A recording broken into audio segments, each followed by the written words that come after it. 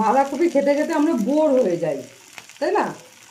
বাঁধাকপির পকোড়া, বাঁধাকপির বড়া, বাঁধাকপির তরকারি, বাঁধাকপির হ্যান ত্যান খেতে তো আমরা বোর হয়ে যাই। আজকে তোমাদের আমি নতুন আরেকটা বাঁধাকপি, ধরো আমি এটার নাম দিলাম স্যান্ডউইচ, করে দেখাচ্ছি। আমি নতুন নতুন করে দেখাবো আর তোমরা শুধু একটু দেখবে আর বানিয়ে বানিয়ে খাবে, ঠিক আছে?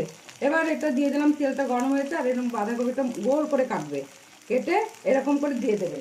এরপরে দেবে হচ্ছে এর উপরে ডিম। আমি এই ডিমটাকে একটু আদা দিয়েছি, একটু কাঁচা লঙ্কা দিয়েছি, নুন, হলুদ, একটুখানি ধনে গুঁড়ো দিয়ে আমি ফেটিয়ে নিয়েছি। এবার এটার উপরে এই ডিমটা দিয়ে দেবে, এভাবে দিয়ে দেবে। এভাবে ওই পিঠটা উল্টিয়ে দেবে। এরকম আমি উল্টে দিলাম। এবার এই পিঠটা একটু হতে দেবো। হ্যাঁ, তারপরে তোমরা যাই ইচ্ছা হয়, তুমি চায়ের সঙ্গে খেতে পারো, তুমি একটু ভাতের সঙ্গে ডাল দিয়ে খেতে পারো। এ দেখো, আমার হয়ে গেল বাঁধাকপির স্যান্ডউইচ।